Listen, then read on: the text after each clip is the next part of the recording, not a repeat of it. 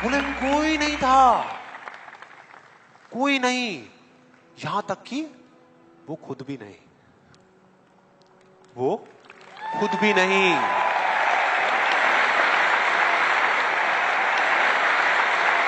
आसान है, आसान है, आसान है, आसान है। करेंगे। आइए, come Sandeep. Thank you so much.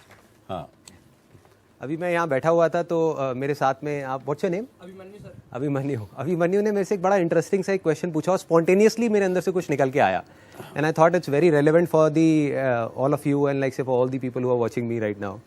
What did you ask? आपने क्या पूछा था?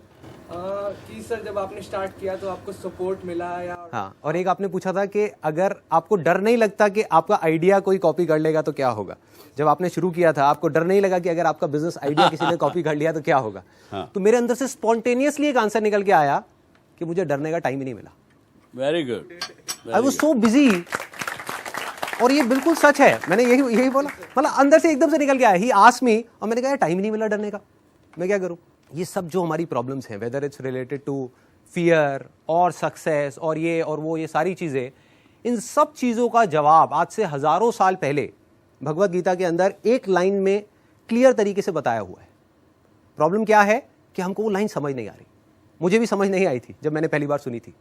वो लाइन क्या है आप सबको पता होगा कि कर्म किए जा, फल की इच्छा मत कर। जब मैंने पहली बार मां फलेषु कदाचन। जब मैंने पहली बार इसको सुना, मैंने कहा यार कर्म किए जा, फल की इच्छा मत कर, इसका मतलब तो यही हुआ ना कि ये तो बकवास है। क्योंकि आज के टाइम में अगर हम देखें अपने आसपास में तो इसका एग्जैक्ट ऑपोजिट हो रहा है। सबसे ज्यादा मेहनत कौन कर रहा है? एक रिक्शे वाला कर रहा है कि नहीं? और उसको क्या फल मिल रहा है? कुछ भी नहीं। और ऐसे बहुत सारे लोग हैं जो बहुत मेहनत कर रहे हैं, उनको रिजल्ट कुछ भी नहीं मिल रहा। तो खेल है क्या? खेल क्या है कि हम इसको बारीकी से समझ नहीं पाए। मैं भी समझ नहीं पाया था। फिर जब इसके ऊपर एक एक वर्ड को इसको पकड़ने की कोशिश करी और समझ आया, तब क्लियर होता चला गया कि एग्जैक्टली कर्म करना कैसे है। देखो, कर्म भी सही डायरेक्शन में करना है तभी रिजल्ट आएगा ना। सक्सेस यहां है, आप वहां भागे जा रहे हो। आप कह रहे हो यार मैं तो 10 साल से भाग रहा हूं, अभी तक मेरे को सक्सेस मिली नहीं। तो फंडा क्या है कि डायरेक्शन गलत है। कर्म गलत डायरेक्शन में हो रहे हैं। अगर कर्म सही डायरेक्शन में हो जाए तो प्रॉब्लम सॉल्व। अब देखिए क्या है ये, कितना आसान है कि हमारे सारे डर खत्म हो जाएंगे और पूरी तरह से खत्म हो जाएंगे। सक्सेस जो चाहिए, जितना चाहिए वो हमको मिल जाएगा। इसका मतलब कुछ लोग क्या निकालते हैं कि कर्म किए जा, फल की इच्छा मत कर, इसका मतलब कि फल नहीं मिलेगा, जबकि ये नहीं है। भगवत गीता में जब भगवान श्री कृष्ण उनको अर्जुन को बोल रहे हैं तो किस लिए बोल रहे हैं? लड़ाई को हारने के लिए, लड़ाई को जीतने के लिए? लड़ाई को जीतने के लिए। वो भी एक इतना बड़ा युद्ध, उसको जीतने के लिए बोला गया है, ना कि हारने के लिए। तो अब देखिए किस तरीके से काम करता है। सबसे पहले देखते हैं कर्म क्या है। कर्म 3 लेवल पे होते हैं। एक है जो हम अपनी बॉडी से करते हैं, जो हम समझते हैं कर्म का मतलब कि जिसको हम मेहनत बोलते हैं। वो कर्म इंपॉर्टेंट है ही नहीं, मैटर ही नहीं करता। मतलब अगर उसकी इंपॉर्टेंस वाइज अगर आप मुझसे पूछो out of 100, out of scale of 100, मैं कहूंगा 1% है उसकी इंपॉर्टेंस। क्या बॉडी से क्या कर रहे हो वो मैटर नहीं करता। फॉर एग्जाम्पल, 2 लोग हैं, 2 लोग एक ही काम कर रहे हैं, एक जैसा काम कर रहे हैं बॉडी से, दोनों ही एक आदमी को मार रहे हैं। एक मार रहा है अपने फायदे के लिए, दूसरा मार रहा है किसी और को बचाने के लिए। तो बॉडी के लेवल पे दोनों सेम कर्म कर रहे हैं, लेकिन माइंड के लेवल पे अलग अलग कर रहे हैं। तो दूसरा कर्म का जो स्तर है वो है जो हम बोलते हैं। तीसरा है जो हम सोचते हैं। असली खेल यहां है। जो आदमी सही सोच नहीं सकता, क्या वो सही बोल सकता है? इम्पॉसिबल। जो सही बोल नहीं सकता वो सही करेगा क्या?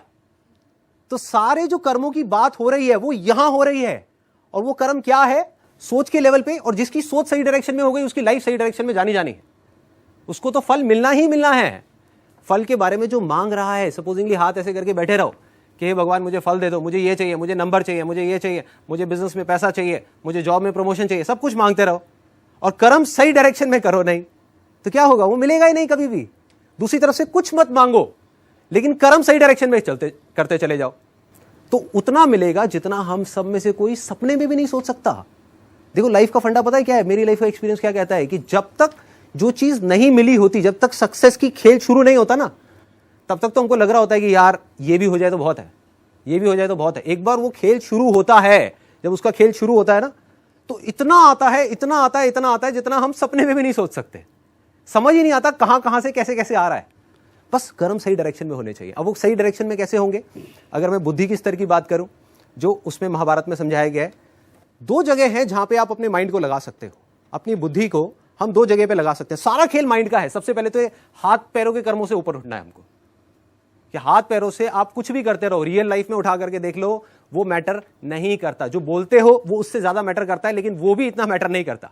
कोई आदमी बोलता तो बहुत बड़ी बड़ी बातें, जब करने की बारी आती है कुछ भी नहीं करता। ये अंदर कुछ और सोच रहा है, बोल कुछ और रहा है। जब ये तीनों चीजें सिंक हो जाती है कि जो आप सोच रहे हो वैसा ही आप बोल रहे हो और वही आप कर रहे हो, तब मिरेकल्स होना शुरू हो जाते हैं। तब कुछ एक्स्ट्राऑर्डिनरी होता है, तब हिस्ट्री क्रिएट होती है, तब वो चीज होती है जिसके लिए सक्सेस बहुत छोटा वर्ड है। सक्सेस से कुछ बहुत बड़ा हो जाता है जो हमने सपने में भी नहीं सोचा होता। तो अब खेल क्या है? बुद्धि को, अपने माइंड को हम 2 जगह लगा सकते हैं। एक है फल के ऊपर, जिसके बारे में कहा गया है कि फल की इच्छा मत करो। दूसरा है कर्म के ऊपर। अब कर्म कैसे? बुद्धि के स्तर पे सोचना, बुद्धि के स्तर पे ग्रो करना। अगर पूरी भगवत गीता का आप सार देखो, उसमें क्या बात हो रही है? 2 चीजों की बात हो रही है, ज्ञान और अज्ञान। गोइंग फ्रॉम इग्नोरेंस, इसको बोलते हैं knowledge and ignorance, going from ignorance to knowledge. तो सारा फोकस कहां डालना है? अगर आप मेरी लाइफ की बात करो, मेरा सारा फोकस कहां रहता है? 24 घंटे, चाहे इस मूवमेंट में हो, चाहे मैं ऑफिस में हूं, चाहे घर पे हूं, चाहे कहीं पर भी हूं, 24 घंटे। मैंने कहा ना, मेरे पास डरने का टाइम नहीं है, मेरे पास सोचने का, उल्टी सीधी चीजों के बारे में नेगेटिव सोचने का टाइम नहीं है। क्यों नहीं है? तो वो एग्जैक्टली मैं बिजी कहां पर हूं? बिजी हूं कि हर मूवमेंट में ये देखने में कि इस मूवमेंट में मैं क्या सीख सकता हूं, अपने ज्ञान को कैसे बढ़ा सकता हूं, अपनी नॉलेज को कैसे बढ़ा सकता हूं, अपने एक्सपीरियंस को कैसे बढ़ा सकता हूं। सिर्फ यहीं पे है, मतलब कि लर्निंग पे है, अर्निंग पे नहीं है। संदीप, कहीं आसान है, आसान है, आसान है, आसान है।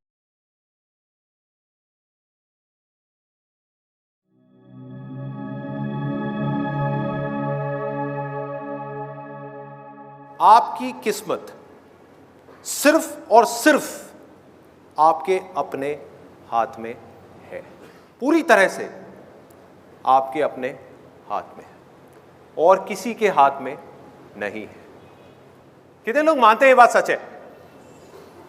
सब मानते हैं, सब झूठे, सब झूठ बोल रहे हैं। कहां मानते हैं? हम बातें तो कुछ और करते हैं।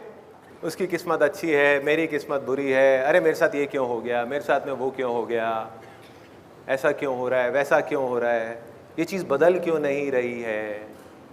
होता है। मैं आपको एक सिंपल सा एग्जांपल देता हूं। 2 घर हैं आमने सामने। एक है छोटा सा flat 1 BHK, middle class family, और उसमें एक बच्चा रहता है।